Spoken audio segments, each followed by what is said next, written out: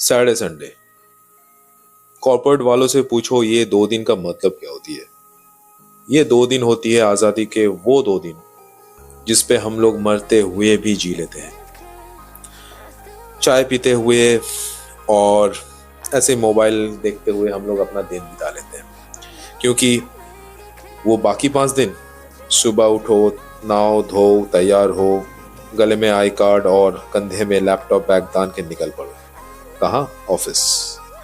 8 घंटे meeting, deadline, clients dealing करते करते कब एक दिन पूरा हो जाती है किसी को कानो कान पता नहीं चलता। और वो एक दिन कब महीने में और वो एक महीना कब एक साल में बदल जाती है वो किसी को पता नहीं चलता। पर मैं तो ऑफिस गोइंग मिडिल क्लास के अलावा एक बाइकर भी हूँ। तो ये है आम जिंदगी, और रादर आई कैन से आम कॉर्पोरेट जिंदगी। मेरे लाइफ में भी कुछ ऐसा ही पैटर्न दिख रहा था, तो मैंने सोचा कि why can't I break that particular pattern. जिंदगी में जब कोई पैटर्न बनता या कोई आदत बनती दिखाई देना, तो उसके बारे में अच्छी तरह से सोचना चाहिए। और मेरा मानना यह है कि जिंदगी एक सफर है, निकलोगे तभी तो पहुंचोगे। तो उसी सफर में मैं निकल चुका, एंड मेरा जो साथी है वो है रॉयल एनफील्ड गुरिल्ला 450। सो आज आपके साथ वही चीज डिस्कस करने वाला हूँ कि क्या ये आपका नेक्स्ट मोटरसाइकिल है कि नहीं है। एंड हालांकि एक बाइकर का जो एक पहचान होती है रफ्तार, अनसर्टेनिटी, बहुत सारे safety and as well as एक ब्रेक द पैटर्न वाला जो लाइफस्टाइल है, वो एक बाइकर की जिंदगी होती है। तो क्या really it is a motorcycle for you? Because 2025 में बहुत सारे मोटरसाइकिल्स आ चुके हैं, एंड आप ये गाड़ी को लेके यही जो पैटर्न है जो आपका ये पर्टिकुलर जिंदगी में आप मेरा देख रहे हो, यही पैटर्न को ब्रेक करके आगे बढ़ सकते हो कि नहीं बढ़ सकते हो, that I will gonna discuss in this particular video. First of all, enjoy the cinematic shot of this particular bike, and I will riding the motorcycle and explain you that what are the things which I personally like about this motorcycle and what are the things which I particularly don't like about this motorcycle. So what are you waiting for? So please enjoy the rest of the video, but please don't forget to subscribe my channel, that is TBB India, and hit the bell icon so that you will get the earliest notification.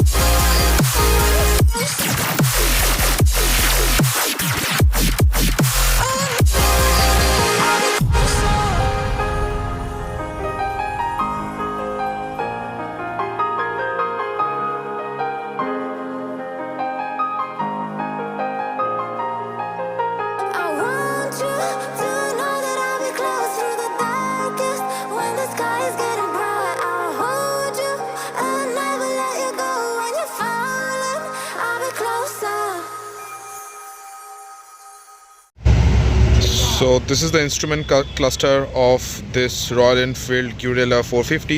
In the left hand side you can see this is the pass switch, this is the upper dipper, and this is the home button, and this is the indicator, and this is the horn. This is the toggle switch where you can see the trip meter.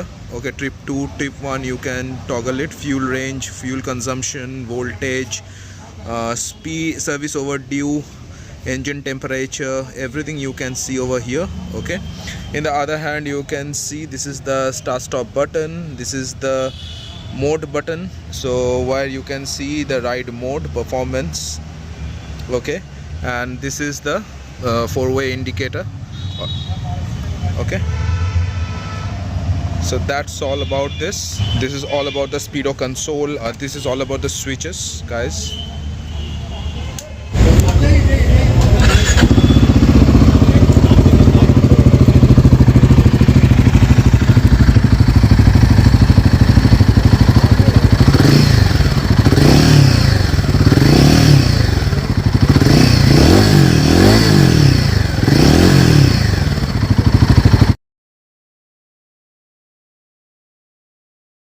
So hello everyone, so I am driving the Royal Enfield Guerrilla 450. So start करते हैं इस गाड़ी के riding posture के साथ. So which is bit aggressive according to me. And अगर height की बात करेंगे so that is 780 millimetre. So मेरा हाइट है 5'7" and my feet are well planted. So अगर किसी का हाइट अगर 5'5" है तो आराम से इस बाइक को चला सकते हो। एंड नाउ बात कर लेते हैं इस गाड़ी की पावर एंड परफॉर्मेंस की। सो this bike has 452 cc of liquid cooled single cylinder engine which generates around 40 PS of power at 8000 RPM and 40 Newton meter of torque at 5500 RPM। तो अगर टॉप स्पीड की बात करेंगे तो this bike can achieve 155 km/h top speed on record. Now बात कर लेते हैं इस बाइक की परफॉर्मेंस की। सो बाइक चलते ही समझ में आ गया कि this bike has completely different personality. So this bike is having high driving engine. So जो रेड लाइन है 9000 RPM पे। सो यूजुअली आरी बाइक्स का जो मिड रेंज है वो बहुत बढ़िया होती है, पर गुरिल्ला में टॉप एंड भी गजब है, just like any other royal Enfield motorcycles. So first gear पे आपको पिकअप नहीं मिलेंगे, but on and after second gear and 3000 RPM ये बाइक कम्प्लीटली डिफरेंट बिहेव करती है। Throttle response is great in this motorcycle. Usually आरी bikes का जो थ्रॉटल रिस्पॉन्स है बहुत लेजी होती है, बट इस बाइक पे ऐसा नहीं है। Not only that, RE bikes are changing their personality आस्ते आस्ते, but without changing the DNA। So डुगू डुगू वाला अगर आपको फील चाहते हो तो I think this is not the motorcycle you should go with. जैसा मैं हमेशा कहता रहा हूँ कि RE bikes are not generating the power in the first gear, which is good for the engine health and in the long terms, but vibration is quite evident, but that's after 7000 RPM, which is normal for any single cylinder motorcycle. So this vibration will make you remind the sense of scariness which is necessary, hence I'll not complain on that. So अगर now गाड़ी की handling की बात करेंगे, so as I have said that this handlebar is little bit aggressive and आपको एक relaxing but एक अच्छा राइडिंग पोस्चर मिलेगा जो एक यूजुअली एक प्रॉपर रोड स्टार बाइक में होती है। नाउ जैसा मैंने कहा कि इस बाइक की हैंडल बार वाइड है एंड हैंडल बार की जो पोजीशनिंग है थोड़ी सी सामने है, सो मुझे हल्की सी टिल्टेड होके इस गाड़ी को चलाना पड़ रहा है, so which is good and giving me an extra confidence while riding. So speed में मैन्युवरिटी बहुत अच्छी है, मतलब अगर आप हाईवे पे आराम से लेन चेंज इसके साथ कर सकते हो and that too effortlessly, but congested lane पे just like that I am now in, और एक यू टर्न पे आपको जहाँ पर स्पीड एक्चुअली बहुत कम हो तब शायद आपको ये हैंडल बार थोड़ा सा हेवी लग सकती है, एंड एज वेल एज इस गाड़ी का जो वेट है वो भी थोड़ा सा ज़्यादा है, तब आपको शायद इस गाड़ी का वेट जो है फील होगी। But as I am a Dominar 400 owner तो मुझे एज सच कोई दिक्कत नहीं आने वाली है। सो अगर आप एक लाइट वेटेड मोटरसाइकिल से अपग्रेड करते हो टू रॉयल एनफील्ड गुरिल्ला 450 तो शायद आपको जो इसका जो वेट है ये आपको बुझाएगा ना। बट अगर हाईवे पे अगर इस गाड़ी को चलाते हो, अगर कोई ओवरटेक वगैरह करते हो तो आप एफर्टलेसली कर सकते हो, आपको वहाँ पर मिलेगी एक great manoeuvrability and as well as आपको कोई दिक्कत नहीं आने वाली है टू लेफ्ट एंड राइट करने में, but that too in a highway. Now अगर सस्पेंशन की बात करेंगे तो you will get Showa suspension for both rear and as well as front. Front पे आपको मिलता है टेलीस्कोपिक, बट रियर पे आपको मिलता है एक monoshock suspension which is giving you the extra confidence and extra stability as well. So front suspension ना ज़्यादा सॉफ्ट है ना ज़्यादा हार्ड है, तो एक बैलेंस्ड स्वीट सस्पेंशन ट्रैवल आपको मिलता है। सो पीछे वाला जो सस्पेंशन है वो थोड़ा सा हार्ड है, समटाइम्स उबड़ खाबड़ रास्तों में हो या चाहे बम्पर में हो अच्छा खासा फील करवाती है, बट हाँ ओवरऑल अगर मैं बोलूँगा तो सीट का जो एक एक्स्ट्रा फोम मिलता है सीट में, तो एज अ राइडर मुझे एज सच कुछ ज़्यादा फील नहीं हो रहा था। So overall, this bike is great for those who are looking for intercity and intracity driving. One thing which I'm not big fan of, and that is the petrol tank capacity. You will get 11 liter of petrol tank. Full tank पे आपको मोटा मोटा 300 से लेकर 350 तक maximum आप चला सकते हो। So अगर आप लॉन्ग राइड का एक प्लान करते हो तो obviously I should suggest you that to skip this motorcycle, because आपको बार बार पेट्रोल टैंक को फ्यूल अप करना पड़ेगा, so which is not possible और which is not at all good for that. So अगर आप चाहते हो लॉन्ग टूर करना तो मैं बोलूँगा आप हिमालयन के साथ जाओ। मोटा मोटा आपको 28 से लेकर 30 किलोमीटर का माइलेज आप एक्सपेक्ट कर सकते हो from this motorcycle, and again it depends on your riding style. So the main highlight of this motorcycle is also the tyres. सामने आपको मिलता है 120 इंच एंड पीछे आपको मिलता है 160 इंच का massive tubeless tyre with bespoke thread pattern, which is giving you the great stability in every road condition. So that's all the riding review of this particular motorcycle. So let's go back to home and I'll tell you that whether you should buy this motorcycle in 2025 or not.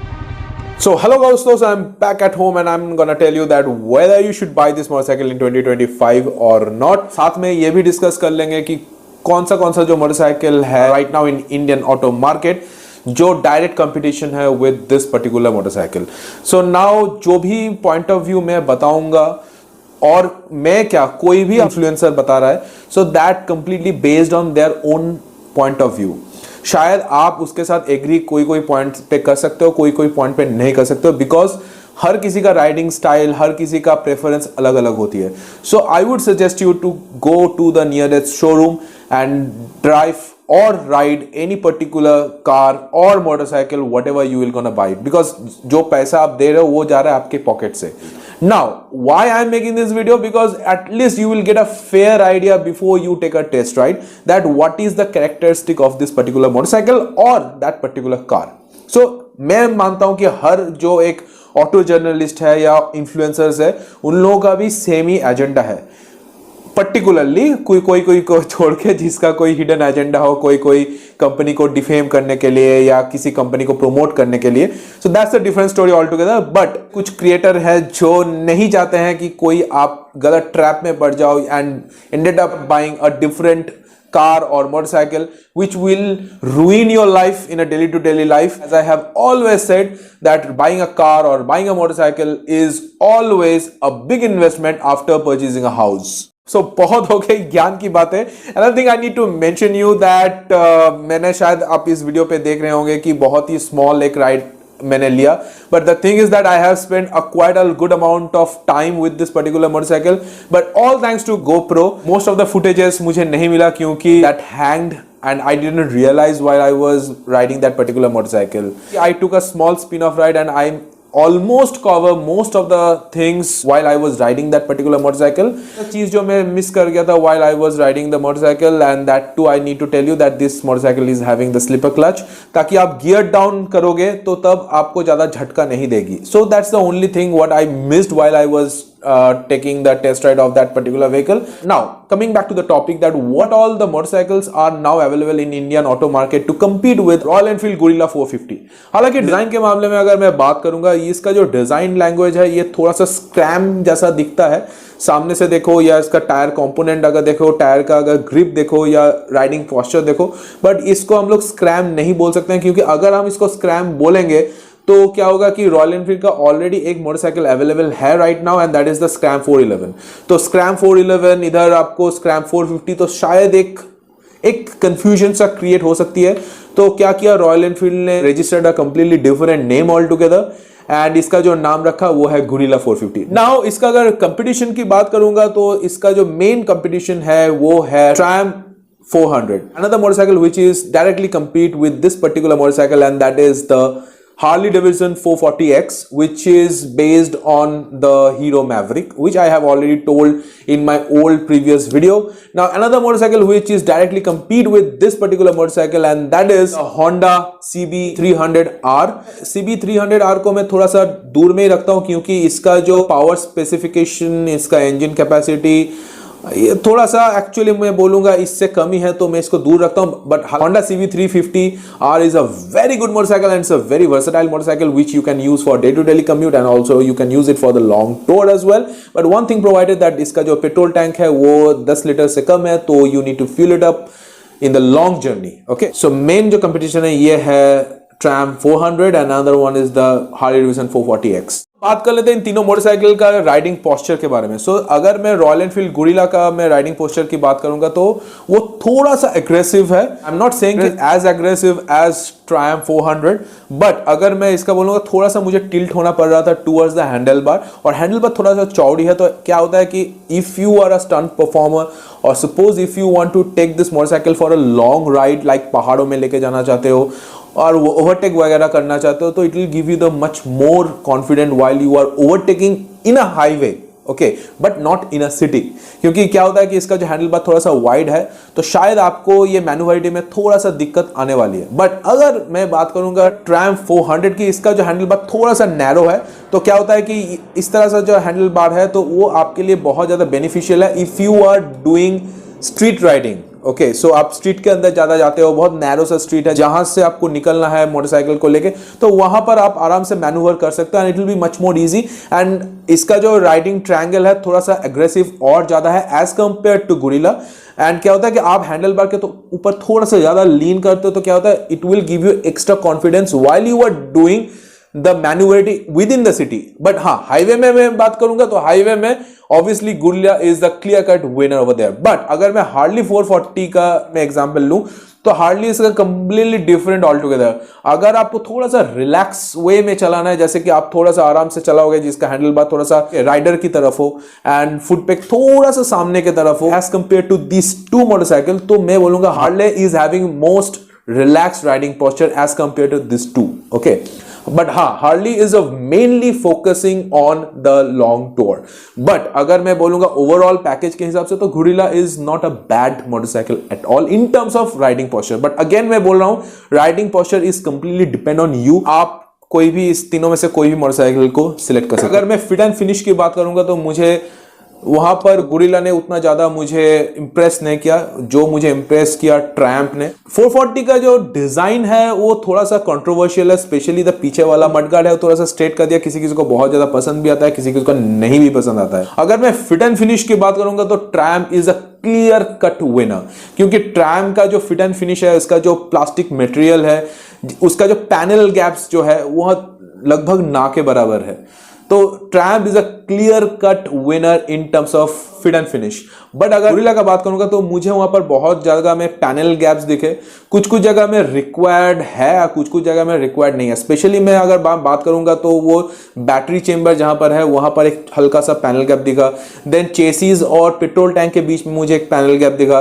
And headlight की तरफ में गया तो headlight के बीच में मैं देखा कि एक पैनल गैप टाइप का दिख रहा है। तो उसको अच्छे से उसको डिजाइन किया जा सकता था from Royal Enfield team, but I don't know why it wasn't happen. But चलो, जैसा है वैसा ही है, तो that we need to accept it. Now अगर मैं माइलेज की बात करूंगा तो यहां पर मैं बोलूंगा तीनों मोटरसाइकिल लगभग अच्छा ही माइलेज दे देती है। While I was riding the Royal Enfield Guerrilla 450, so that time I have already told that I'm not big fan of the petrol tank capacity because you will get 11 liter of petrol tank, but whereas you will get 13 liter or 13.5 liter in Triumph 400 and Harley Davidson 440 respectively।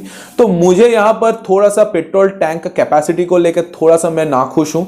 But मैं अगर बोलूँगा long tour के लिए कौन सा ज़्यादा अच्छा रहेगा तो मैं बोलूँगा Harley 440 is much more stable motorcycle as compare to this two motorcycle. हाँ, एंड ऑफ कोर्स आपको ज्यादा माइलेज भी आप एक्सपेक्ट कर सकते हो, तो एज अ रिजल्ट क्या होता है कि आपको फ्यूल अप के लिए ज्यादा डिपेंडेंट नहीं रहना पड़ेगा पेट्रोल स्टेशन के ऊपर। So that's the good part about having Harley 440X. Now another thing which I personally don't like about these particular two other motorcycle, that is Harley Davidson 440 and the Triumph 400, क्या उसका जो display है वो थोड़ा सा backdated है। Okay, if I compare with guerrilla 440, क्योंकि guerrilla का जो 440 का जो डिस्प्ले है वो मुझे ज्यादा अपीलिंग लगा। You will get all sort of information while riding and you will get integrated map as well while you are riding the motorcycle, so that's a good part because obviously same meter console was sourced from the Himalayan 450. On the other hand, Harley 440 and Triumph में आपको उतने सारे information नहीं मिलते हैं, but आपके लिए जो इंफॉर्मेशन जरूरी है while riding, so that all information you will get into the 440 and as well as into the Triumph 400. Royal Enfield Guerrilla का जो मीटर कंसोल है वो थोड़ा सा ज्यादा मॉडर्नाइज है। Now it's a debatable matter that क्या जर्नी के टाइम में आपको सारे इंफॉर्मेशन जानना जरूरी होता है। So it depends on you and it's your own particular choice. Again I am saying, क्योंकि मुझे लगता है कि आजकल के डेट में हर कोई एक डिस्प्ले या हर कोई एक मोबाइल लेके घूमते हैं। They are connecting the mobile and they can actually navigate. On the other hand आपको रॉयल एनफील्ड गुरिल्ला में आपको display itself is having the maps. Okay, so that's a good part. So now it's your own particular choice that, so आप एक simple minimalistic look के साथ जाना चाहते हो या आप एक फीचर लोडेड मीटर कंसोल के साथ जाना चाहते हो, so that completely depends on you. अगर मैं फील की बात करूंगा तो Royal Enfield Guerrilla much more bigger than this two motorcycle like Triumph and as well as Harley Davidson. अगर आपको एक चाहिए ऐसा मोटरसाइकिल जो दिखने में थोड़ा सा बड़ी लगे, बल्कि लगे, मोटा सा टायर हो, तो मैं बोलूंगा you should go with the royal Enfield guerrilla 450 because इस सेगमेंट में छोड़ो, आपको इसके ऊपर या इससे नीचे सेगमेंट में आपको इतनी चौड़ी टायर कोई भी मोटरसाइकिल पे नहीं मिलता है। So that's a plus point for you as well, those who are looking for a motorcycle which is little bit bulky, क्योंकि ये दोनों जो मोटरसाइकिल है ये कोई भी एंगल से आपको लगता नहीं है कि ये एक्चुअली 400 सीसी का मोटरसाइकिल है until unless you will start riding that particular motorcycle. Now अगर मैं बात करूंगा वाइब्रेशन की, तो मैं बोलूंगा कि रॉयल एनफील्ड का जो इंजन है, आपको तो पता ही है कि रॉयल एनफील्ड का engine itself vibrating a lot, but हाँ अगर मैं बात करूंगा इसका पुराने सारे मोटरसाइकिल के हिसाब से तो इतना ज्यादा वाइब्रेट तो अभी नहीं कर रहा है, but still it vibrates a lot as compare to Harley Davidson 440 and Triumph 400। Triumph 400 मैं बोलूंगा ये थोड़ा सा ज्यादा रिफाइंड है एंड आपको इसको चलाने में भी थोड़ा सा ज्यादा मजा आएगा, and because you will get the instant pickup and instant torque while you are revving the motorcycle।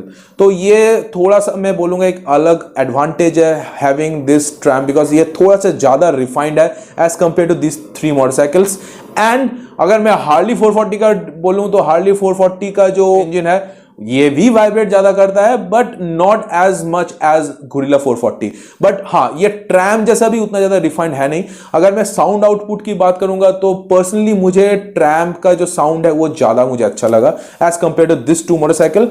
But अगर मैं लुक्स की बात करूंगा, गुरिल्ला में आपको बहुत सारे फंकी कलर्स मिल जाएंगे, so which will attract a college going guy. And not only that, अगर आप एक daily to daily office going बंदा भी हो तो भी आप इस मोटरसाइकिल लेके जा सकते हो, क्योंकि आपके लिए भी बहुत अच्छा कलर ऑप्शंस अवेलेबल है। सो दैट्स द मोटा मोटा एक ओवरव्यू मैं दिया। अगर मैं प्राइस की बात करूंगा तीनों मोटरसाइकिल की, तो तीनों मोटरसाइकिल का प्राइस एक दूसरे से शायद कुछ 5-10 हजार या 15 हजार का मैक्सिमम डिफरेंस में है। तो ये है मोटा मोटा एक riding review of this particular motorcycle, and as well as I have try my best to give my overview about these 3 motorcycles, so that before you choose or before you take a test ride of these motorcycles, so you will have at least a fair idea. So now that's all about this video guys. So as I have always said that please subscribe my channel, that is TBB India, and hit the bell icon so that you will get the latest notification. And if you would have any questions about any motorcycle or any car, so please feel free to reach out to me in my Instagram page, and that is TBB India. And so that's all about this video guys. So I have to take a sweet alvida. So till then, take care, bye bye, have blast, and ride safe, drive safe. Please wear helmet while you are riding a motorcycle, and please wear seatbelt while you are driving the car. So that's all, bye and Jai Hind.